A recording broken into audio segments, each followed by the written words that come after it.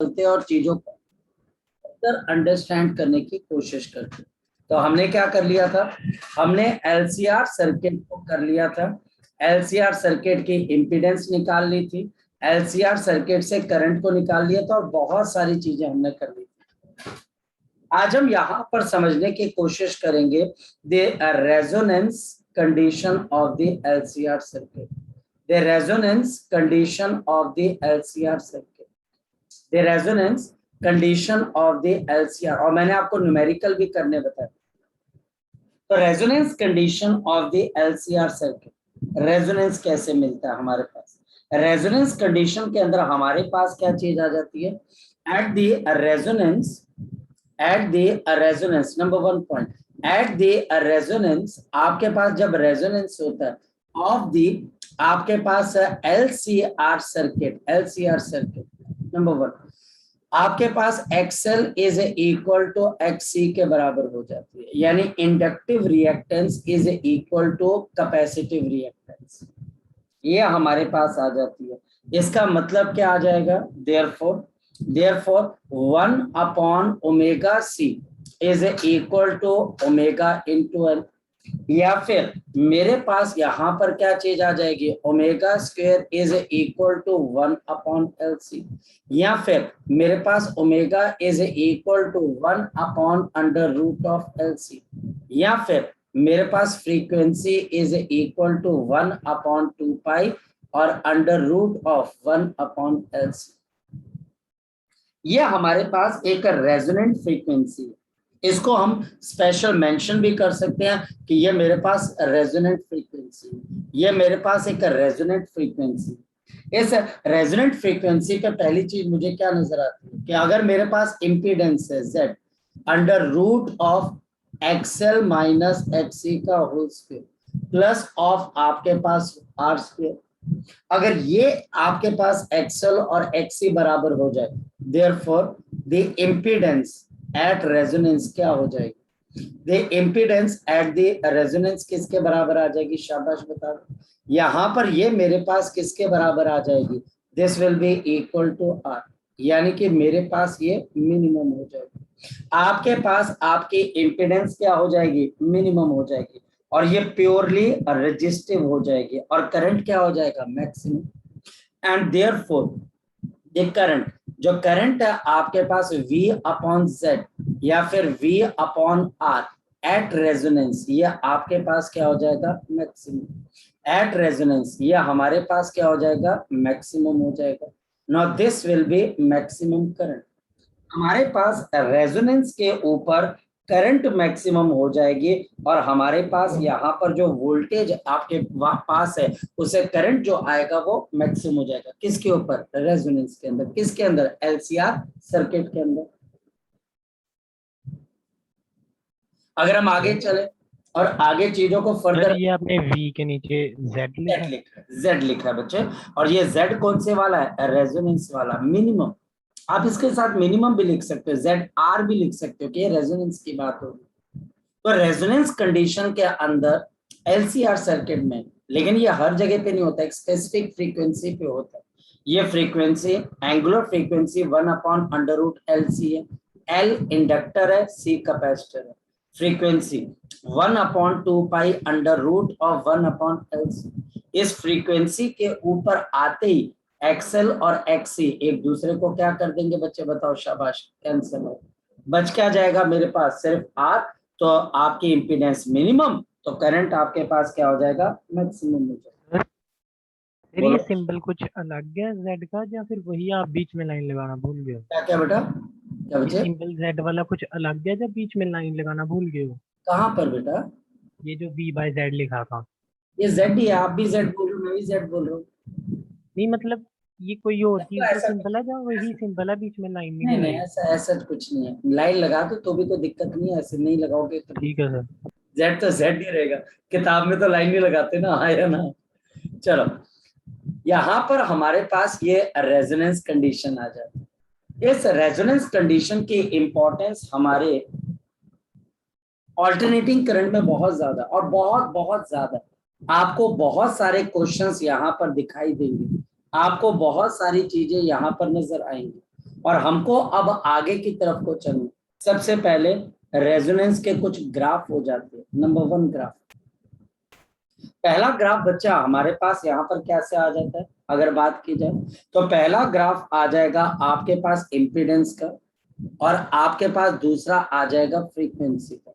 ये हमारे पास आ गई फ्रीक्वेंसी एफ और ये मेरे पास आ गई इम्पीडेंस। अब एक बात बताओ, अगर फ्रीक्वेंसी कम होती है तो कौन ज्यादा एक्टिव होता है और कौन बच्चा हमारे पास कम एक्टिव होता है, जरा बता सकते हो? जब फ्रीक्वेंसी कम होती है, जब फ्रीक्वेंसी लो होती है, तो बताओ बच्चे कैपेसिटर या फिर इंडक्टर कौन ज्यादा करंट को ब्लॉक करता है? बच्चे बताओ, लो फ्रीक्वेंसी को। शाबाश बताओ। कैपेसिटर। कैपेसिटर। कैपेसिटर ब्लॉक करता है लो फ्रीक्वेंसी को। शाबाश, यस और नो? क्योंकि कैपेसिटर की रिएक्टेंस किसके बराबर होती है? 1/2 पाई एफ इंटू सी। तो अगर फ्रीक्वेंसी लो होगी तो आपके पास यहाँ पर इसकी जो कैपेसिटेंस होगी ये हमारे पास बढ़ जाएगी, बिल्कुल ये एक्टिव हो जाएगा, क्योंकि इंडक्टर को तो लो फ्रीक्वेंसी से कोई फर्क नहीं पड़ता। यानी कि बहुत कम फ्रीक्वेंसीज के ऊपर आपके पास इंडक्टर इस तरीके से बिहेव करती है। फिर हमारे पास एक ऐसी फ्रीक्वेंसी आती है जिसको हम रेजोनेंट फ्रीक्वेंसी बोलते हैं, जहां पर आपकी इंपीडेंस मिनिमम हो जाती है। फिर अगर फ्रीक्वेंसी हाई होती है तो बताओ ज्यादा एक्टिव कौन होगा, कैपेसिटर के इंडक्टर? शाबाश बताओ। तो हमारे पास इंडक्टर हो जाएगा। तो हमारे पास इसके बाद ये ग्राफ आपके पास ऐसे चला जाएगा। मैक्सिमम जो किताबें हैं बेटा वो इसको एक पैराबोला शेप दे देती है, इसको पैराबोला शेप की किताबें दे देती हैं, पता नहीं क्यों देती हैं, मुझे रीजन समझ में नहीं। लेकिन अगर आप स्टैंडर्ड किताबें पढ़ते हैं तो वो पैराबोलिक शेप नहीं देती है, वो पहले हाइपरबोलिक होती है, फिर बच्चे आपके पास कांस्टेंट पे आती है, फिर स्ट्रेट लाइन पे जाती है। इसका रीजन है, इसका रीजन है बच्चा हमारे पास, अगर ये वाली फ्रीक्वेंसीज को देखा जाए, इन फ्रीक्वेंसीज के अंदर वो फ्रीक्वेंसीज जो रेजोनेट से कम है, आपका जो सिस्टम है वो कैपेसिटिव है। कैपेसिटिव यहाँ पर बताओ आपके पास क्या होगा, यहाँ पर करंट आपके पास लीड करेगा किसको? आपके पास वोल्टेज को। ये करंट लीड कर जाता है वोल्टेज को। और अगर फ्रीक्वेंसी हाई हो जाती है रेजोनेंस से तो बताओ इसके अंदर क्या हो जाएगा? हमारा सिस्टम क्या बन जाएगा? लीड करेगा। इंडक्टिव बन जाएगा। हमारा सिस्टम इंडक्टिव बन जाएगा। और अब बताओ कि इसके अंदर क्या होगा? हम यहाँ पर ये बोल देते हैं क्या आपके पास ना वोल्टेज, आपके पास जो वोल्टेज है ये लीड कर जाती है किसको बच्चे? आपके पास current. The voltage lead the current, जो वोल्टेज है वो हमारे पास लीड कर जाती है बच्चा आपके पास किसको? करंट। बड़ी सिंपल सी चीज, बहुत बहुत सिंपल सी चीज है बच्चा हमारे पास, ये बात ध्यान में रखना बच्चे, ये बड़ी सिंपल सी चीज है। ग्राफ तो आपका, आपकी जो ये वाला किंक आ रहा है, ये वाला किंक, ये किंक बच्चा हमारे पास किसके लिए आ रहा है बच्चे? शाबाश बताओ। ये किंक आपके पास किसके लिए आ रहा है? ये बता रहा है कि यहाँ पे रेजोनेंस हो रहा है, आपकी इंपीडेंस सबसे लोएस्ट है, ये आपके पास सबसे लोएस्ट इंपीडेंस है, मिनिमम, ये हमारे पास मिनिमम। ठीक बेटा। और यहाँ पर बताओ करंट का ग्राफ कैसा होना चाहिए? शाबाश बताओ, यहाँ पर करंट का ग्राफ कैसा होना चाहिए? अगर हम करंट के ग्राफ की बात करें तो करंट का ग्राफ कैसा होना चाहिए? देखो ये हमारे पास करंट है और हमारे पास यहाँ पर फ्रीक्वेंसी, यहाँ पर हमारे पास क्या है? फ्रीक्वेंसी। तो हमारे पास यहाँ पर करंट आ गया आई और हमारे पास यहाँ पर फ्रीक्वेंसी आ गई ओमेगा, ये हमारे पास ओमेगा आ गया। और करंट हमारे पास यहाँ पर ग्रो कर जाता है, ये करंट आपके पास इम्पीडेंस जब मिनिमम हुई तो ये रेजोनेंस पे क्या हो गया आपके पास? यहाँ पर ऐसे ये हमारे पास एक कुछ इस तरह की फ्रीक्वेंसी है जिस फ्रीक्वेंसी के ऊपर omega is equal to omega R resonance. Omega is equal to आपके पास किसके बराबर है? शाबाश बताओ। ओमेगा आर के। और हमारे पास यहाँ पर जो करंट है, ये हमारे पास जो करंट है, ये करंट आपके पास मैक्सिमम है। इस मैक्सिमम करंट पे आपका टेलीविजन, आपका रेडियो, आपका मोबाइल फोन किसी की कॉल रिसीव करता है, किसी चैनल को पकड़ता है, या किसी बच्चे फेवरेट गाने को चलाता है, रेडियो एफएम स्टेशन को चलाता है।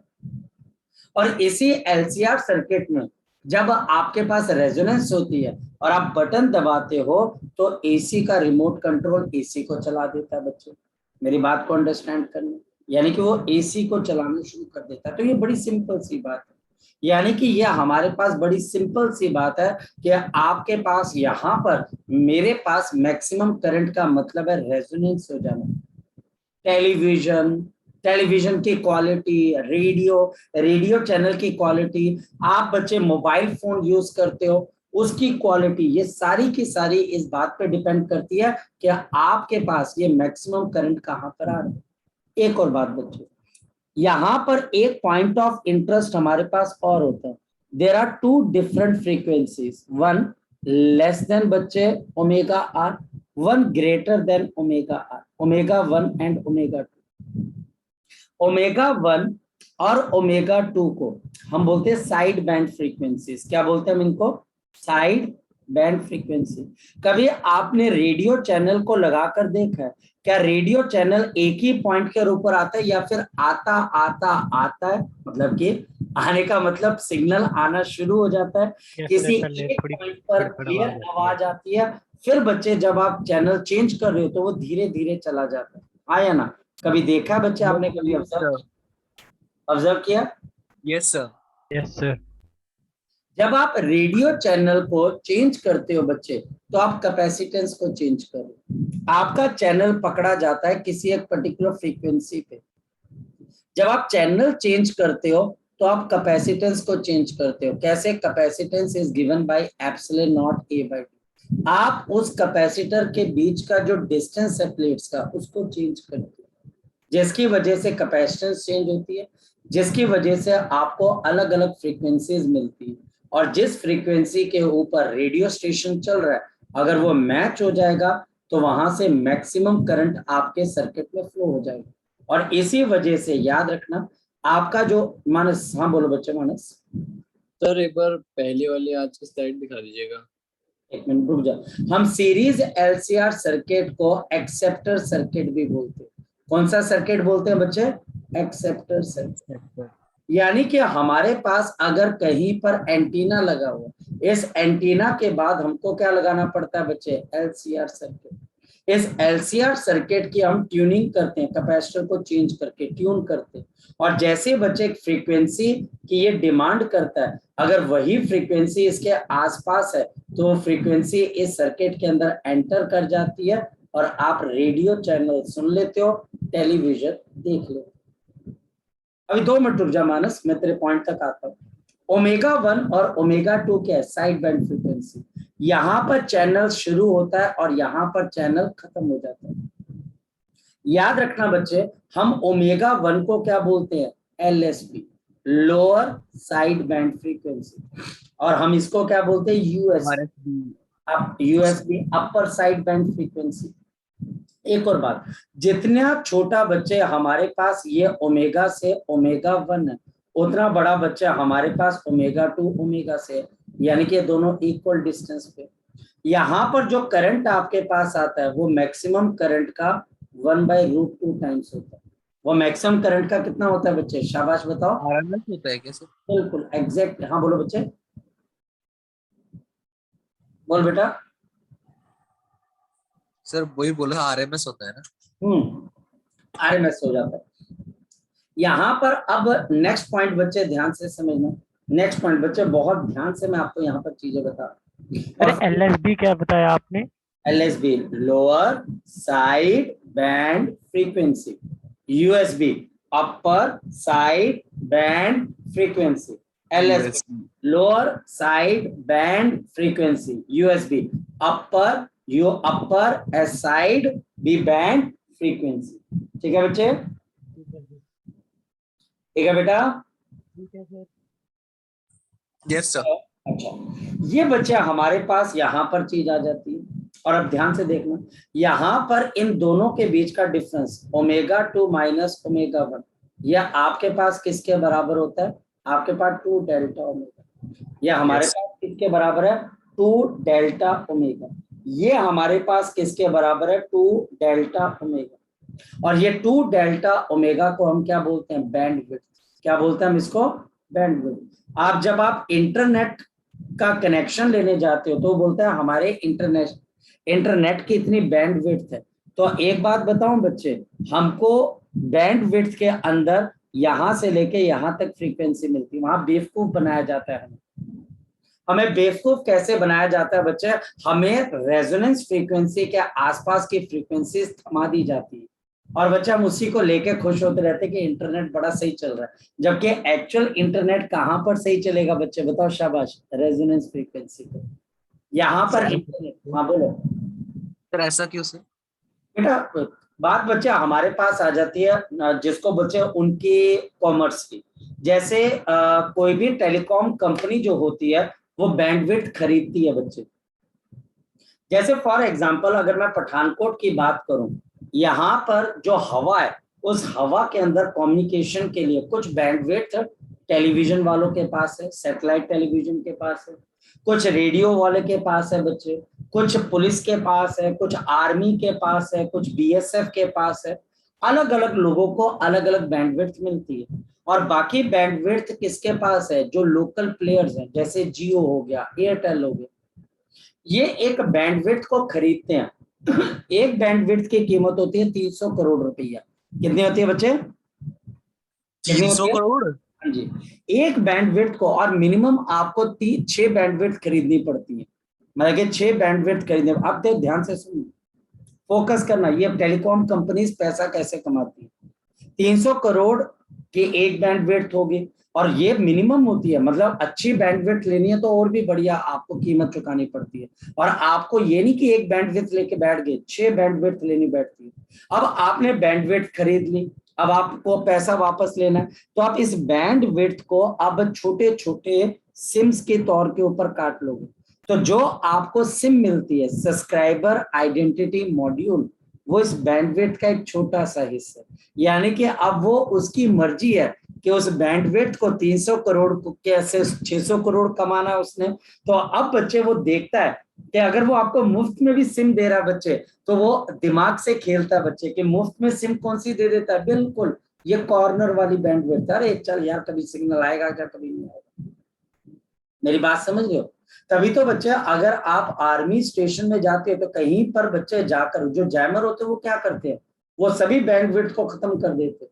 तो ये जो इसमें से आप कितने टुकड़े कर सकते हो, आपने 1000 टुकड़े कर लिए, 10 करोड़ टुकड़े कर लिए, और 1 रुपए का अगर आपने एक सिम बेचा तो आपको कितने करोड़ मिल गए बच्चे, 10 करोड़ मिल गए। तो अब 300 करोड़ तुम कैसे पूरा करोगे ये तुमने देखना बच्चे, ठीक है। मैं तो एक मिनिमम बोल रहा हूँ कि 10 करोड़ आपने सिम बेचे, तो ये बैंडविड्थ की खेल है बच्चे, ये बैंडविड्थ। बोलो सर बैंडविड्थ मींस बड़ा हो छोटा हो सर, इसमें कुछ एडवांटेज होता है, कुछ होता है इसमें? एक बैंडविड्थ जितना छोटा होगा बच्चे उतना बढ़िया होगा हमारे लिए। मेरी बात समझ रहे हो? बैंडविड्थ जितना छोटा होगा, जितना नैरोअर होगा, क्योंकि आप रेजोनेंस फ्रीक्वेंसी के इतने क्लोज होंगे, हाँ या ना? यस सर, यस तो सर। आपके लिए बहुत बढ़िया चीज है। लेकिन बच्चे ऐसा नहीं हो सकता, आप बच्चे पैसा नहीं कमा पाओगे ना। अगर बैंडविड्थ छोटा हो जाएगा कितनी सिम बना लोगे, तो आपको बैंडविड्थ भी ज्यादा चाहिए। लेकिन जब ज्यादा बैंडविड्थ लोगे तो क्या हो जाएगा बच्चे, जब ये लेती है तो आपकी जो डेटोरेशन हो जाती है बच्चे, तो डेटोरेशन है। हालांकि हम पुरानी बातें कर रहे हैं लेकिन अभी भी ये काफी हद तक बच्चे वैलिड है। तो इसको हम क्या बोल देते हैं बच्चे, बैंडविड्थ बोल देते ओके सर। हैं। और हमारे पास ये लोकेश, बोलो बच्चे। सर अब तक जो कराया सर वो थोड़ा रिवाइज करा देंगे आपसे, मेरा ना ज्वाइन नहीं हो रहा था सर। कोई बात नहीं बच्चे, इसकी तो वीडियो देख लेना बच्चे लोकेश, ठीक है बेटा, है ना? Okay sir. एक बार ही देख लेना, कोई बहुत मुश्किल नहीं है, सिर्फ रिवीजन वाली चीज है, कोई दिक्कत नहीं। तो एक बार वीडियो देखना, मुझे कॉल कर देना, फिर मैं तेरे को बुला लूंगा, चाहे तेरे को मैं कोचिंग में क्यों ना बुला लूं, ठीक है? अकेले बुला जी लूंगा, सर। कोई टेंशन मत ले, ठीक है? अभी थोड़ा सा फिर वो मिसमैच हो जाएगा थोड़ा सा बच्चे, ठीक है? तो घबरा मत, कोई बात नहीं, मैं हूं तेरे साथ खड़ा। यहाँ पर बच्चे हमारे पास ये बैंडविड्थ था। अब ध्यान से समझना, फॉर्मूला नंबर 1, फॉर्मूला नंबर 1, हमारे पास ये जो बैंडविड्थ होती है बच्चे, ये बच्चे हमारे पास जो बैंडविड्थ होती है बच्चे हमारे पास, ये बैंडविड्थ आपके पास जो 2 डेल्टा ओमेगा, ये बच्चा आपके पास डिपेंड करती है R अपॉन बच्चे हमारे पास L पे। किस पे बच्चे, रेजिस्टेंस अपॉन L पे। ये बैंडविड्थ बच्चे कैपेसिटेंस पे डिपेंड नहीं करती, ये R अपॉन L पे डिपेंड कर जाएगी। नंबर 1। नंबर दो बच्चे आप ध्यान से समझना, याद रखना आपकी रेजोनेंट फ्रीक्वेंसी, आपकी जो रेजोनेंट फ्रीक्वेंसी है, this is given by under root of ω1 multiplied by ω2। तो आपकी जो रेजोनेंट फ्रीक्वेंसी है वो आपके पास कैसे दी जाती है, अंडर रूट ऑफ ω1 इंटू ω2। ये हमारे पास दो रिजल्ट्स है जो कि हमें याद होने चाहिए। ये रिजल्ट्स है बच्चे जो कि हमें यहाँ पर बहुत अच्छे से याद होने चाहिए। हम इवेंचुअली इसको डिराइव भी कर देंगे, ऐसी बात नहीं है, लेकिन फिलहाल बच्चे आपको ये दो रिजल्ट्स याद होने चाहिए। एक 2 डेल्टा ओमेगा बच्चे, या फिर इसको बोला जाए ω2 माइनस ω1। ये बच्चा हमारे पास अगेन ω2 माइनस ω1, ये R/L के बराबर है, और रेजोनेंट फ्रीक्वेंसी किसके बराबर है, अंडर रूट ऑफ ω1 इंटू ω। ये हमारे पास है, ये हमारे पास रेजोनेंस हो जाती है। Now this is the resonance. Resonance किसके अंदर हो रही है, आपके पास LCR सर्किट में। Question number 1, can resonance occur, can the resonance occur, क्या बच्चा आपके पास रेजोनेंस हो सकती है बच्चे इन द RL और बच्चा आपके पास RC circuit? Answer is no, the answer is no. पर क्यों बच्चे हमारे पास, ऐसा मैं क्यों बोल रहा हूँ, क्योंकि रेजोनेंस होने के लिए इंपीडेंस मिनिमम चाहिए, और अगर मेरे पास RL है तो XL को कौन गायब करेगा, अगर RC है तो XC को कौन गायब करेगा। हमारी इंपीडेंस पहले केस में किसके बराबर है, XL का स्क्वायर प्लस ऑफ R का स्क्वायर, और दूसरे केस के अंदर XC square plus R square. बेटा इसको आप कम नहीं कर सकते ना, या तो आप इसको हटा दो, L को और C को हटा दो, फिर तो RL और RC सर्किट बने ही नहीं।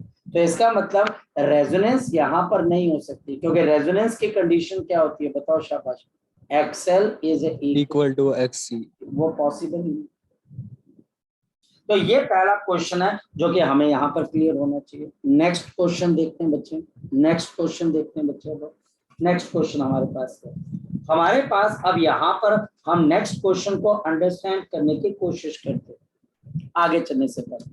तो हमारे पास यहाँ पर क्या चीज आ गई, ये हमारे पास एक रेजिस्टेंस आ गई, ये मेरे पास एक इंडक्टर आ गया, और ये कैपेसिटर आ गया। फोकस करना बच्चे, और मेरे पास यहाँ पर इस तरीके से क्या आ गया 50√2, और आपके पास यहाँ पर क्या आ गया साइन ऑफ ω_t, ये मेरे पास आ गया। इधर मेरे पास बच्चे 2 वोल्ट मीटर लगा दिए। फोकस करना बच्चे, 1 वोल्ट मीटर V2 यहाँ पर लगा दिया V2, और 1 वोल्ट मीटर मैंने यहाँ पर लगा दिया V1। ये बच्चा हमारे पास V1 है। अब फोकस करना, हमारे पास यहाँ पर क्या चीज आ गई, यहाँ पर हमारे पास क्या चीज आ गई, इफ अगर V1 is equal to 40 volt, अगर V1 बच्चा हमारे पास 40 वोल्ट है, तो आपको बताना है बच्चे कि V2 की वैल्यू क्या होगी। अगर तो कोई बच्चा इसको डायरेक्ट करने बैठ जाएगा बच्चे, तो याद रखना बच्चे वो कभी भी कामयाब नहीं हो पाएगा। पहली चीज, पहला कॉन्सेप्ट, यहाँ पर बताओ रीडिंग ऑफ वोल्ट मीटर क्या होगी, रीडिंग ऑफ वोल्ट मीटर क्या होगी, शाबाश बताओ रीडिंग ऑफ वोल्ट मीटर क्या होगी, शाबाश बताओ। यहाँ पर रीडिंग ऑफ वोल्ट मीटर क्या होगी, RMS वैल्यू होगी, या फिर बच्चे इंस्टेंटेनियस वैल्यू होगी, या फिर एवरेज वैल्यू होगी, शाबाश बताओ, बोलो शाबाश। RMS ये RMS वैल्यू होगी, इंस्टेंटेनियस और एवरेज तो होगी। इसका मतलब बच्चा हमारे पास यहाँ पर जो भी वोल्टेज इस सर्किट में मेजर होगी वो 50√2 नहीं होगी।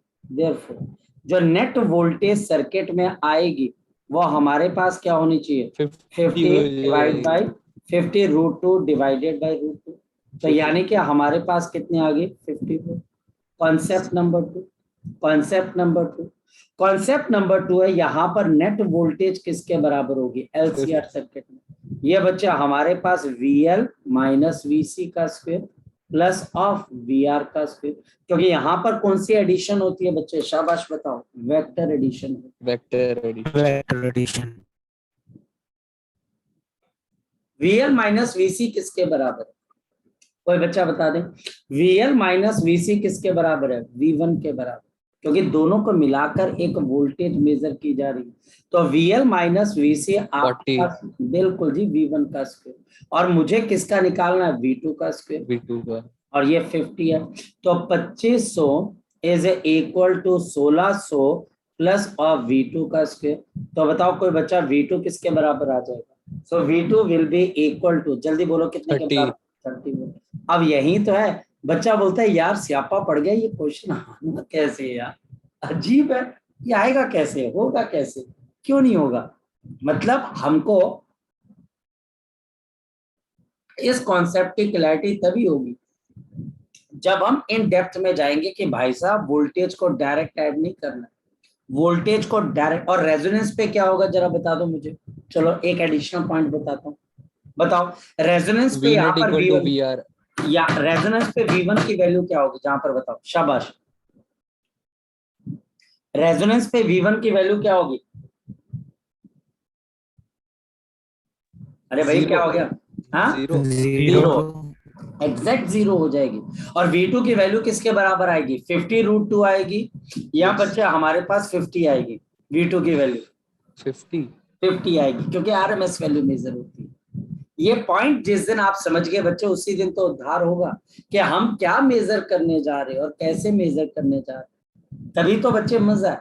और अगर हम वैसे सोचते रहे जैसे ऑल्टरनेटिंग करंट है, तो बच्चे फिर कामयाबी हमसे कोसों दूर। सर हाँ बोलो सर, बस एक चीज पूछना है कि वो फर्स्ट पेज में मैंने हाफ में ज्वाइन किया था कि जो रेजोनेंस की जो वैल्यू होती है, जैसे XC माइनस XL होती है और यहाँ पे VL माइनस VC होती है सर, ये चीज सेम चीज करंट में भी होती है।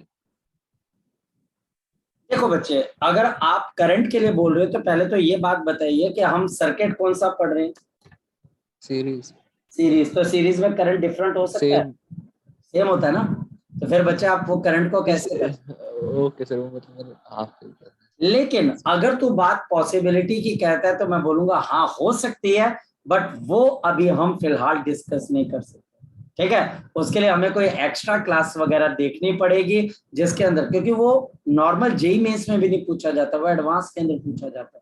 उसके लिए बच्चा हमारे लिए एक अलग क्लास होगी, उसको नॉर्मल क्लासेस में नहीं किया जा सकता। हो सकता है क्योंकि उसके लिए मेडिकल वाले बच्चों को बोलना पड़ेगा कि बेटा हम कॉम्प्लेक्स नंबर एनालिसिस से इसको पढ़ते हैं, तो आपको कॉम्प्लेक्स नंबर नहीं आते हैं तो आप उसको कॉम्प्लेक्स नंबर से पढ़ा जाता है। किससे पढ़ा जाता है, कॉम्प्लेक्स नंबर। हाँ जी, तो वो कहानी अलग है, वो सिचुएशन अलग है, और वो ऐसा गुरु मंत्र है ना, जिस दिन वो तुम्हें पता लग गया उस दिन तुम बोलोगे सर आपने ये असली चीज तो छुपा के रखी हुई थी। हाँ गौरव सर, वो रेजोनेंस आरएल सर्किट नहीं हो सकती, क्या रीजन बताया था आपने? बेटा आरएल सर्किट के अंदर और आरसी सर्किट के अंदर रेजोनेंस कभी भी नहीं हो सकता, कभी भी नहीं हो सकता। और रीजन बहुत सिंपल सा है बच्चे, क्योंकि वहां पर बच्चे माइनस ही नहीं हो सकता ना, मिनिमम करना है। मिनिमम कैसे हो जाएगा बच्चे, कोई चीज है उसके अंदर से, बताओ मुझे, कोई चीज सब्ट्रैक्ट करने वाली है उसमें से, नहीं ना, तो वहां पर बच्चे नहीं हो सकते, ठीक है बेटा। Okay sir. Next one, sir next बच्चे, अब हमारे पास यहाँ पर फिर क्वेश्चन आ जाते हैं। अब हम क्वेश्चन पे फोकस करते हैं, बिल्कुल ध्यान से फोकस करते हैं। हमारे पास यहाँ पर नेक्स्ट क्वेश्चन क्या आता है, नेक्स्ट क्वेश्चन हमारे पास क्या है बच्चे, we have the next question, जिसके अंदर हमारे पास टीचर क्या बोल देता है, मेरे पास एक सीरीज LCR सर्किट है, मेरे पास यहाँ पर एक सीरीज LCR सर्किट है, और इस सीरीज LCR सर्किट में EMF किसके बराबर है, दिस इज 100 साइन ऑफ, मेरे पास 100 pi into t minus of पाई/6, और मेरे पास यहाँ पर जो करंट है वो करंट आपके पास यहाँ पर है, आपके पास यहाँ पर आ जाएगा 20 साइन ऑफ आपके पास 100 पाई टी प्लस ऑफ मेरे पास कितना आ गया पाई/12, ये मेरे पास आ गया। टीचर हमको यहाँ पर बोल रहा है what is the impedance of the circuit, what is the impedance of the circuit, तो मुझे इम्पीडेंस ऑफ सर्किट बतानी, कितने के बराबर हो जाएगी, शाबाश बताओ। Impedance of the circuit is given bye, आपके पास यहाँ पर क्या आ जाएगा, E not divided by I not, तो मेरे पास 100 डिवाइडेड बाई 20, तो बताओ 20, इम्पीडेंस कितने के बराबर आ जाएगी, 5 ओम। तो ये हमारे पास यहाँ पर कितने के बराबर आ जाएगी बच्चे, 5 ओम की बच्चे हमारे पास इम्पीडेंस आ जाएगी। तो ये 5 ओम के बच्चे हमारे पास यहाँ पर क्या आ जाएगी, इम्पीडेंस बच्चे आ जाएगी। ये पहली चीज है बच्चे। नेक्स्ट टीचर मुझे यहाँ पर फेज एंगल पूछता है, यहाँ पर फेज एंगल कितने के बराबर, phase angle 5। Phase angle in दोनों एंगल्स के बीच का डिफरेंस है, तो π/12 माइनस ऑफ π/6, सॉल्व करो कितना आ जाएगा बच्चे। यहाँ पर अगर मैं इसको सॉल्व करता हूं तो 12 आ जाएगा एलसीएम, और बच्चे पाई और प्लस ऑफ 2π, तो बताओ कितना आंसर आ जाएगा, π/4। इसका मतलब क्या है कि हमारे पास करंट, आपके पास अभी आगे चल रहा है बच्चे, तो हमारे पास current leads the voltage, current leads voltage by 45 degree. अब बताओ सिस्टम कैसा है, या सिस्टम कैसा है, कैपेसिटिव है, कैपेसिटिव है बिल्कुल जी कैपेसिटिव है। ये बच्चा हमारे पास कैपेसिटिव है। इसके बाद इम्पीडेंस ट्राइंगल बनाइए, इम्पीडेंस ट्राइंगल के अंदर ये 5 आ चुकी है इम्पीडेंस, ये R होती है, और ये बच्चे हमारे पास रिएक्टेंस है, ये XL माइनस XC होती है। ये एंगल मेरे पास कितने का है, π/4, तो बताओ ये कितने के बराबर आ जाएगी, 5/√2, क्योंकि हाइपोटेन्यूज तो बेस ये, और ये भी बच्चे आपके पास कितना आ गया, 5/√2, तो ये बच्चे आपके पास यहाँ पर आए। तो रिएक्टेंस ऑफ सर्किट 5/√2 है, और रेजिस्टेंस भी हमारे पास कितने के बराबर है, 5/√2 के। क्यों, क्योंकि अब इसके लिए छोटी मोटी, अब अगर कोई बच्चा बोलता है कि सर मुझे ये बता दो यार, अभी +2 का ये आखिरी मैथमेटिकल चैप्टर है, इसमें अगर कोई बच्चा बोलता है सर ये बेस कैसे निकाला, हाइपोटेन्यूज 5 से एंगल 45 डिग्री का था, तो बेटा मैं उस बच्चे को क्या बोलूं कि बेटा तू +2 का आखिरी मैथमेटिकल चैप्टर करे, और यहाँ पर तुझे ये नहीं पता कि हाइपोटेन्यूज से बेस, और बेस में हमेशा रेजिस्टेंस आती है, और परपेंडिकुलर में हमेशा क्या आती है, आपकी रिएक्टेंस आती है, XL माइनस X। सर बोलो सर, ये आपने कहा ये लास्ट चैप्टर है न्यूमेरिकल्स का, शायद थ्योरेटिकल। हाँ, इसके बाद बच्चे बहुत फिर अलग लेवल के न्यूमेरिकल्स आ जाते हैं ना बच्चे, फिर आपका रे ऑप्टिक्स है, अलग लेवल के न्यूमेरिकल्स हैं, वो ज्योमेट्री रिलेटेड न्यूमेरिकल्स है वो, मतलब है ना न्यूमेरिकल। हाँ बिल्कुल आएगा बच्चे, वो ज्योमेट्री रिलेटेड बच्चे हमारे पास न्यूमेरिकल्स है। फिर वेव ऑप्टिक्स है, वेव ऑप्टिक्स के अंदर दोबारा फिर ये साइन कॉस थीटा यही करना पड़ेगा। Yes sir. और फिर मॉडर्न फिजिक्स है, फिर तो रहा ही कुछ नहीं बच्चे, वो तो है ही बिल्कुल सिंपल सी बात। तो हमारे पास यहाँ पर बच्चे, अब अगर कोई बच्चा बोलता है कि सर ऐसा, मैं तो बोलता हूँ बेटा देख मेरी बात सुन, थोड़ा सा ध्यान दे, थोड़ा सा बच्चा अपनी पढ़ाई पर और अपनी सेहत पे भी ध्यान दे, कि भाई तू क्यों इतना विश्वास खो रहा है कि तेरे को ये नहीं पता कि हाइपोटेन्यूज से परपेंडिकुलर या बेस कैसे निकलेगा, ये चीज है। अब नेक्स्ट, तो क्वेश्चन करने की मैं बार बार बच्चे आपको एक ही अपील कर रहा हूँ, बार, और मेरी अपील बच्चे आपसे सिर्फ इतनी सी है बच्चे, भाई देख लेना भाई, और वो ये है भाई कि आपको यहाँ पर LCR सर्किट होना चाहिए, वेक्टर एडिशन आनी चाहिए, फेज एंगल, इंपीडेंस ट्रायंगल, सारी कहानी यहीं पे खत्म हो जाएगी। कोई भी सर्किट उठाओगे वो इन्हीं 4 चीजों में उलझ के रह जाएगा। नेक्स्ट वन, क्वालिटी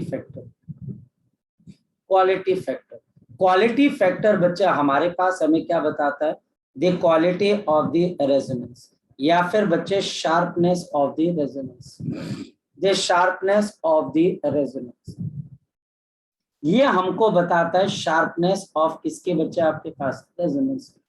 अगर हम किसी LCR सर्किट के रेजिस्टेंस को चेंज करते रहे तो सेम L और C सेम है, हमारे पास L और C फिक्स है, मैं रेजिस्टेंस को चेंज कर रहा हूं, तो मेरे पास देखिए करंट कैसे चेंज होता है, ये देखिएगा, ये बच्चे आप देखिएगा करंट कैसे चेंज होगा, ये आपके पास ये ऐसे आ गया। इन तीनों के लिए आपके पास रेजोनेंस एक ही फ्रीक्वेंसी पे आ रहा है, omega is equal to omega R 1/√LC। इस जगह पे रेजिस्टेंस R1 है, ये R2 है और ये R3 है। तो हमारे पास R1 is less than R2 is less than हमारे पास R3, और इसका फर्क हमारे पास किस पे पड़ता है बच्चे? शाबाश। इसका फर्क हमारे पास रेजोनेंस की शार्पनेस पे पड़ता है। यानी कि आपको टीवी चैनल कितना साफ सुथरा नजर आता है, या फिर टीवी चैनल में कितनी चीजें आपको अजीब नजर आती हैं, ये चीज बच्चे हमारे पास हमें यहाँ पर नजर आती है। और ये कैसे नजर आती है बच्चे हमारे पास? Due to the sharpness of the resonance, quality factor, Q factor भी बोलते हैं। तो ये हमारे पास यहाँ पर क्या है बच्चे? शार्पनेस है। ये शार्पनेस कैसे आ जाती है? अगर हम बात करें कि यहाँ पर क्वालिटी फैक्टर क्या है, तो ध्यान से समझना। क्वालिटी फैक्टर की बहुत सारी डेफिनेशन, जिसमें से क्यू फैक्टर बोलते हैं हम इसको। एक है बच्चा हमारे पास यहाँ पर, जिसको हम डिफाइन करते हैं बच्चे कि क्वालिटी फैक्टर आपके पास क्या चीज आ जाती है बच्चे? The quality factor is given bye, ये बच्चा हमारे पास कैसे आ जाती है? वोल्टेज अक्रॉस बच्चे आपके पास इंडक्टर, और बच्चे voltage across capacitor, divided by voltage across resistance at resonance, at the resonance. लेकिन ध्यान रखना, ऊपर बच्चे मैंने यहाँ पर क्या लिखा है? VL और बच्चे हमारे पास VC, VL और बच्चे VC, क्योंकि अगर मैं VL एंड VC लिख दूंगा तो ये तो सब्ट्रैक्ट होके क्या हो जाएगा? 0 हो जाएगा। सर हाँ बोलो बोलो सर समझाना सर, बड़ा स्पीड बोलो बोलो नहीं आया। बोलो। ये आई आएगा जहाँ पर Z आएगा, क्या बच्चे? यहाँ पर Z आना आई। कहाँ पर बच्चे? आई है वो, द ग्राफ में बोल रहा है। अच्छा, ग्राफ के अंदर। हाँ बोल बच्चे, शाबाश बोल बेटा। फिर इसमें Z वाला यूज करेंगे आई। ये देख बच्चे, ठीक है सर। ठीक है, क्योंकि और यहाँ ये पर R1 बोलो। स्मॉलर देन R2 वाला, ये वाला भी समझाना सर एक बार। क्या बेटा? ये जो R1 छोटा, R2 से R3 छोटा हाँ, वगैरह, ये बच्चे मैं तुझे बता देता हूँ। ये बिल्कुल सिंपल सी बात है। सिंपल हार्मोनिक मोशन के अंदर आपने एक चीज पढ़ी होगी कि जैसे जैसे किसी सिस्टम की डिसिपेशन बढ़ती जाती है, उसका एम्पलीट्यूड बढ़ता जाता है कि कम होता जाता है? सिंपल हार्मोनिक मोशन के अंदर कम होता है। क्या हो जाता है? कम होता जाता है। रेजिस्टेंस बढ़ने से डिसिपेशन बढ़ती है कि कम हो जाती है प्रज्वल? बढ़ती बेटा है। प्रज्वल को जवाब देने देते हैं। प्रज्वल हाँ बोल बेटा। हाँ जी सर। बेटा अगर आप रेजिस्टेंस बढ़ाओगे तो डिसिपेशन बढ़ जाएगी कि कम हो जाएगी? बढ़ जाएगी। बढ़ जाएगी डिसिपेशन। अगर डिसिपेशन बढ़ जाएगी बच्चे तो करंट का एम्पलीट्यूड कम हो जाएगा। इस वजह से रेजिस्टेंस कम के ऊपर हमारे पास जो होती है शार्पनेस बढ़ जाती है। ठीक है, तो आपके पास वहां पर शार्पनेस बढ़ जाती है, और रेजिस्टेंस ज्यादा होते होते शार्पनेस कम हो जाती है। तो क्वालिटी फैक्टर बच्चे हमारे पास क्या आ गया?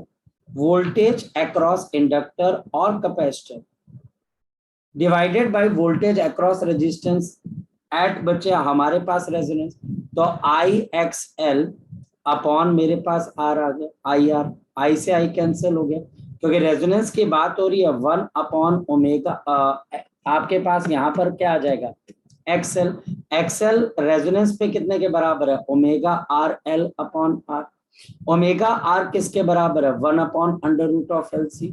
तो ये हमारे पास किसके बराबर आ जाएगा? This is √of L/C multiplied by 1/। तो जितनी कम बच्चे हमारे पास रेजिस्टेंस होगी उतनी बड़ी क्वालिटी होगी, तो उतनी बड़ी हमारे पास क्वालिटी भी। और या फिर हमारे पास यहाँ पर क्या आ जाएगा?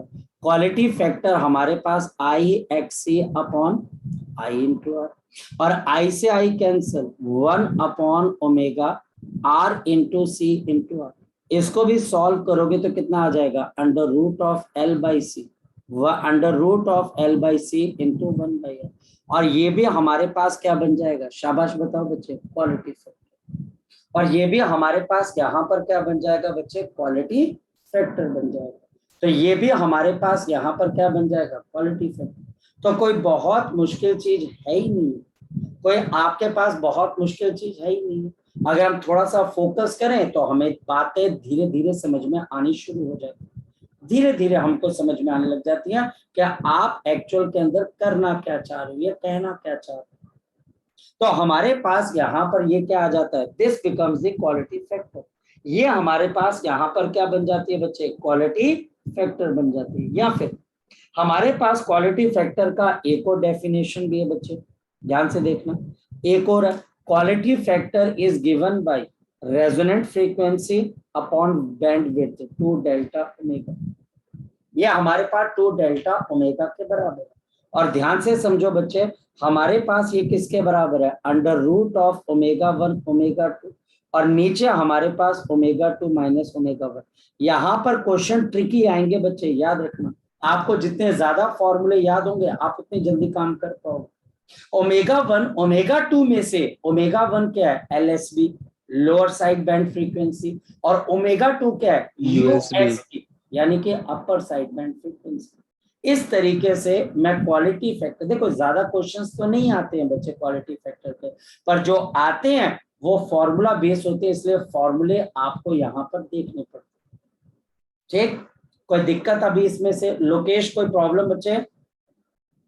No sir. बेटा तेरा जो रह गया बच्चे, घबरा मत, मैं तेरे साथ हूँ, ऐसा मत सोचना, ठीक है? ऐसा क्या रे बच्चा फील कर जाता, चलते सर ने मेरी बात नहीं मानी, ऐसा नहीं है भाई, ठीक है? कोई ऐसी बात नहीं है। अभी मैं तेरे को करवा, और बिलीव में बच्चे इसमें ऐसा कुछ नहीं, तो देखेगा तेरे को लग जाएगा सर ने रिवीजन ही करवाई हुई है, ठीक है? कुछ नहीं है सर, ठीक, चल। हाँ बोलो सर। एक क्वालिटी फैक्टर सर थोड़ा कम समझ आया। हाँ बोल क्या चीज है सर थोड़ा कम समझ आया, एक बार फिर समझा। देख बच्चे, क्वालिटी फैक्टर बच्चे, अब आपके पास पूरा समझ के आपको अगर मैं यहाँ पर बोलूं कि आप किताब ओपन करके देखें, क्वालिटी फैक्टर आपको बताता है कि आपके रेजोनेंस की शार्पनेस कितनी है। जितनी बढ़िया शार्पनेस होगी, करंट बच्चे का एम्पलीट्यूड इतना मैक्सिमम होगा, वो क्वालिटी फैक्टर है। तो आपके किसी सर्किट की क्वालिटी फैक्टर किस पे डिपेंड करती है बच्चे, क्या आपके पास उसकी रेजिस्टेंस कितनी कम है, और बच्चे अंडर रूट ऑफ एलसी। और जितनी बढ़िया क्वालिटी फैक्टर होगी बच्चे, आपकी रेजोनेंस उतनी बढ़िया हो जाएगी। जितना बैड क्वालिटी फैक्टर होगा तो रेजोनेंस उतना बुरा होगा, बस इतनी सी चीज। ये बच्चे आपके पास हाई क्वालिटी फैक्टर है, और ये हमारे पास क्या है, लो क्वालिटी फैक्टर है। ये रेजोनेंस के ऊपर करंट आ रहा है, और ये देख लीजिए बच्चे हमारे पास रेजोनेंस फ्रीक्वेंसी है। अब बताओ क्या इसमें से और क्या चीज आप सीखना चाहते हो? सर इसकी यूनिट क्या होती है? इसकी यूनिट, अब इसकी यूनिट निकाल दीजिए। ये एल और सी है, ये क्वालिटी फैक्टर है तो रेजिस्टेंस ओम आ जाएगी, ये इंडक्टर है हेनरी है, और ये कैपेसिटेंस आ जाएगी। ओके, आ गया सर, आ गया। ठीक है, ऊपर फ्रीक्वेंसी है नीचे फ्रीक्वेंसी, तो ये आपस में क्या हो जाएगा, डायमेंशनलेस हो जाएगा, हाँ या ना? Yes sir, yes sir. सीधे आ जाएगा। तो क्वालिटी फैक्टर तो क्वालिटी है। आप कोई पर्सन बोलता है यार ये जो मैंने पानी पिया ये ज्यादा मीठा था और ये कम मीठा था, तो कोई पर्सन बोलेगा इसका मतलब क्या हो, तो बोल तू पी के देख ले यार। आप तो ऐसे बता सकते हैं ना क्वालिटी फैक्टर, इसकी ज्यादा है, कैसे ज्यादा है, देख ज्यादा शार्प हो रहा है, रेजिस्टेंस कम है, इसकी क्वालिटी लो है, क्यों भाई, एम्पलीट्यूड कम आ रहा है, रेजिस्टेंस बहुत ज्यादा है, तो क्वालिटी कम है, तो रेजोनेंस आपके पास उतना शार्प नहीं हो पाएगा। एक फिक्स पॉइंट पर आपको इंफॉर्मेशन नहीं मिलेगी, यानी कि टीवी का चैनल आपको प्रॉपर नजर नहीं आएगा, उसकी पिक्चर क्वालिटी घटिया होगी। ये रेजोनेंस मतलब होता है। ऐसे एक क्वालिटी फैक्टर की रेंज क्या होती है, मतलब अभी जो हम लोग के यहाँ या फिर जो हमको मिलती है क्वालिटी फैक्टर, सर उसकी रेंज मतलब ऑर्डर क्या होता है, ज्यादा बेटा मुझे इसके बारे में, आई एम सॉरी बच्चे, मैं इसके बारे में ज्यादा इन्वेस्टिगेट करता भी नहीं हूँ, क्योंकि बच्चे हमारे पास ये मॉडर्न डे टेक्नोलॉजी है, आज आप कुछ और कर रहे हो, बाद में कुछ और है, you have Google for this one. Okay sir, okay sir. आपके पास गूगल है बच्चे, तो वो तो इन्फॉर्मेशन है बच्चे, वो सिंपल सी चीज है बच्चे हमारे पास, है। चलो देखते हैं। तो क्वालिटी फैक्टर इतना सही है बच्चे, इससे ज्यादा इसमें से कुछ है ही नहीं है बच्चे, कि खाना घर पे आज अच्छा बना बुरा बना, कल बहुत अच्छा बना था आज मीडियोकर बना। तो ये जो खाना बना बच्चे, उसकी क्वालिटी कैसे डिफाइन करते हो, ये पर्सन के टेस्ट टू टेस्ट पे भी डिपेंड करती है, खाने के मसाले पे भी डिपेंड करती है। तो क्वालिटी को डिफाइन करना मुश्किल है ना बच्चे, हाँ या ना? अब तुम बोलो कि नाइकी का शूज और एडिडास का शूज दोनों की क्वालिटी अलग अलग है, हम मेरे जैसा पर्सन देखेगा बोलेगा यार सेम तो है, क्या दिक्कत है, बोलता नहीं सर क्वालिटी में फर्क है। सर क्वालिटी में क्या, क्वालिटी में क्या, क्वालिटी के सर आप पहन के देखो तो पता लगेगा। क्या आप डिफाइन कर सकते हो उसको? नहीं डिफाइन कर सकते।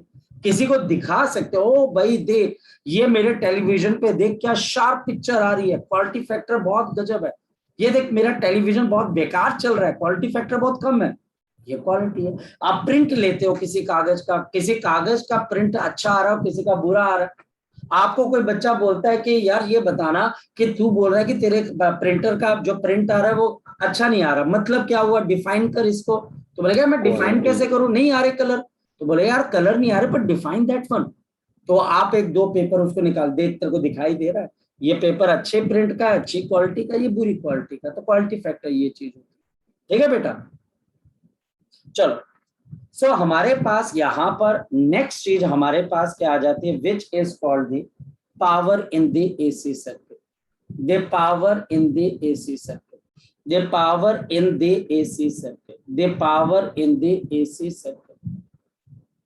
पावर इन एसी सर्किट को हम कैसे एक्सप्लेन करते हैं और कैसे समझते हैं, बड़ी सिंपल सी चीज है बच्चे हमारे पास। और ये हमारे पास यहाँ पर क्या चीज आ जाती है बच्चे, पावर। अगर हम पावर की बात करें बच्चे हमारे पास, तो हमारे पास पावर के लिए फॉर्मूला कौन सा, power this is given by VRMS multiplied by IRMS into cos of phi. सारी कहानी अब यहीं से निकलेगी, जहां पर बच्चे हमारे पास cos ऑफ फाई कहां से आ रहा है बच्चे आपके पास, ये cos ऑफ फाई आ रहा है इम्पीडेंस ट्रायंगल से, XL माइनस XC परपेंडिकुलर, ये रेजिस्टेंस है और ये इम्पीडेंस है। तो हमारे पास यहाँ पर ये पावर, इस पावर को बच्चे हम यहाँ पर क्या बोलते हैं बच्चे, remember true power, this is the true power. ये हमारे पास क्या बन जाती है, virtual power, this is the virtual power, ये हमारे पास वर्चुअल पावर। इसके फॉर्मूले भी आपके जान ले लेंगे, ये वर्चुअल पावर। और ये cos ऑफ फाई आपके पास है power factor, power factor, power factor. अब बताओ इम्पीडेंस ट्रायंगल से पावर फैक्टर का फॉर्मूला किसके बराबर है, शाबाश। आपके इम्पीडेंस ट्रायंगल से पावर फैक्टर का फॉर्मूला किसके बराबर है, R XL माइनस XC। ना बेटा कैसे बच्चे, R by Z। R by Z sir, sorry sir, R by Z। तो ये बच्चे हमारे पास है, इसको इफेक्टिव पावर भी बोल देते हैं बच्चे। तभी तो बोल रहा हूँ बेटा लास्ट चैप्टर है, अगर इसमें कोई गलती की तो फिर तो बच्चे गलत हो जाएगा ना, इफेक्टिव पावर भी बोल देते हैं। यहाँ पर मेरे पास अब बहुत सारे फॉर्मूले, फॉर एग्जांपल पावर VRMS का स्क्वायर इनटू Z इनटू बच्चे Z multiplied by cos of phi. अब कई टीचर क्या करते हैं, इसको भी R by Z कर देते हैं, तो कितना आ जाएगा, VRMS का square multiplied by R upon Z का स्क्वायर, अपॉन बच्चे हमारे पास यहाँ पर क्या आ जाएगा, Z का स्क्वायर आ जाएगा। इसी तरीके से हमारे पास यहाँ पर बच्चे अगर हम पावर को देखें, तो हमारे पास यहाँ पर पावर की बात अगर देखें तो हमारे पास पावर इज इक्वल टू, अब जैसे मैंने I को V by Z कर दिया तो V को भी क्या कर सकते हैं, I इंटू Z। तो मेरे पास यहाँ पर क्या आ जाएगा, IRMS का square multiplied by Z multiplied by Z multiplied by cos of phi, या फिर मेरे पास कितना आ जाएगा, IRMS का स्क्वायर मल्टीप्लाइड बाई R। ये हमारे पास और भी इस पावर के क्या आगे फॉर्मूले है। हमारे पास यहाँ पर ये फॉर्मूले बच्चे हमारे पास आगे, जहां पर फाई है, it is the angle, it is the angle between the current and the voltage, it is the angle between the current and the voltage. Start करते हैं। सबसे पहला पॉइंट बच्चे, प्योर रेजिस्टेंस सर्किट। ये बच्चा हमारे पास प्योर रेजिस्टिव सर्किट है, देखते चलो। यहाँ पर मेरे पास V is equal to V0 sine omega t, और बच्चा I is equal to I0 sine of omega t. Phi की वैल्यू किसके बराबर है, शाबाश बताओ, 0 डिग्री। तो आपके पास इसका मतलब पावर फैक्टर कितने के बराबर है, 1। तो आपका पावर फैक्टर यहाँ पर किसके बराबर है, 1। तो बताओ पावर जो डिसिपेट होगी ये किसके बराबर आ जाएगी, VRMS into IRMS। Pure inductor, pure inductor, मेरे पास यहाँ पर एक प्योर इंडक्टर है, प्योर इंडक्टर पे मैंने AC को लगा दिया। जल्दी बता दो बच्चे, V is equal to V0 sine of omega t. Current की इक्वेशन क्या होती है शाबाश बताओ? I naught sine of omega t minus minus -π/2 five किसके बराबर है शाबाश बताओ? π/2। पावर फैक्टर किसके बराबर है? 0। तो बताओ पावर डिसिपेटेड 0 0 सिमिलरली इन आपके पास कैपेसिटर के लिए ये मैं आपको बता रहा हूँ रिवीजन कैसे करनी है आपको। ये चैप्टर अब आपको ऐसे ही रिवाइज करना है बच्चे, एक एक सारी चीजें एक दूसरे के साथ इसमें भी अब 0 हो जाएगी। बिल्कुल। लेकिन ये प्योर कैपेसिटर और प्योर बच्चे हमारे पास यहाँ पर है, तो फाई इज इक्वल टू π/2। तो एक प्योर कैपेसिटर और एक प्योर इंडक्टर में हमारे पास पावर किसके बराबर हो जाती है? 0 के। 0 तो हमारे पास यहाँ पर पावर किसके बराबर आ गई बच्चे? 0 के बराबर। अब हम इन तीनों को इकट्ठा कर देते हैं इकट्ठा बच्चे। चलो अब मेरे पास यहाँ पर एक सर्किट आ गया, यह हमारे पास है रेजिस्टेंस, यह बच्चा हमारे पास है इंडक्टर, और यह हमारे पास है कैपेसिटर। और इस वजह से हमारे पास नीचे एक वोल्टेज लगी, यह हमारे पास आ गया R, ये L और ये C। अब ध्यान से समझना, यहाँ पर अगर मैं आपसे बात करूं तो मेरे पास अब पावर डिसिपेट किसके बराबर हो जाएगी? VRMS IRMS multiplied by cos of phi. अगर मैं इस सर्किट का इम्पीडेंस ट्रायंगल बनाता हूं तो बताओ कैसे बनेगा? यहाँ पर XL माइनस XC, यहाँ पर R और यहाँ पर Z, और ये एंगल फाई।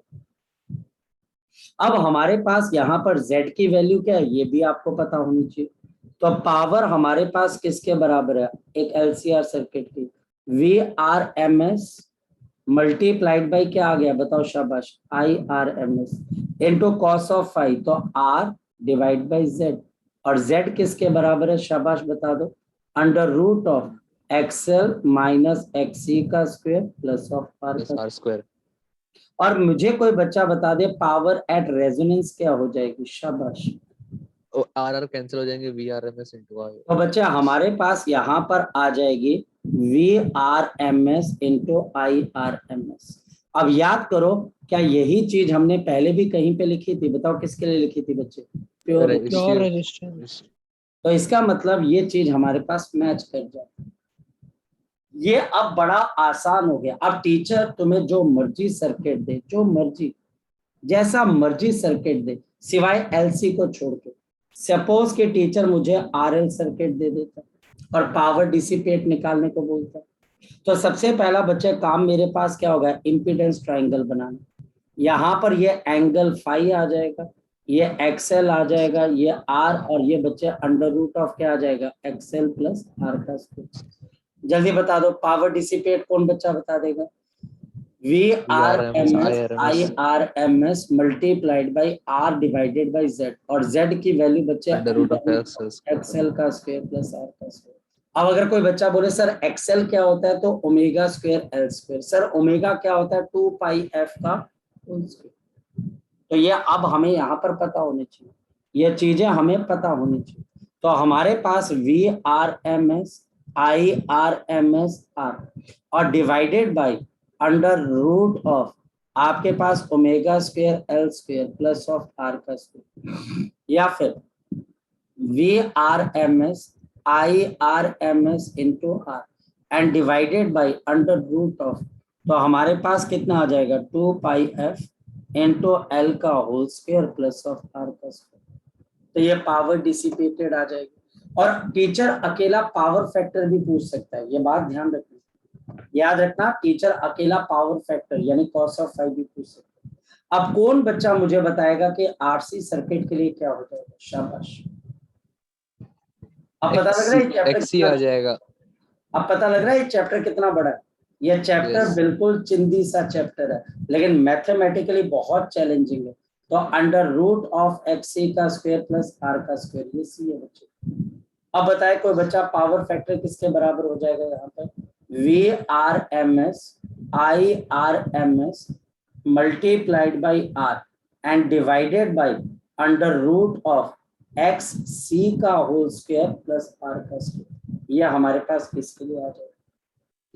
ये हमारे पास है ही नहीं है बच्चे। ये क्वेश्चन आपके पास बच्चे बिल्कुल बच्चों वाले क्वेश्चन है यार, बिल्कुल बच्चों वाले।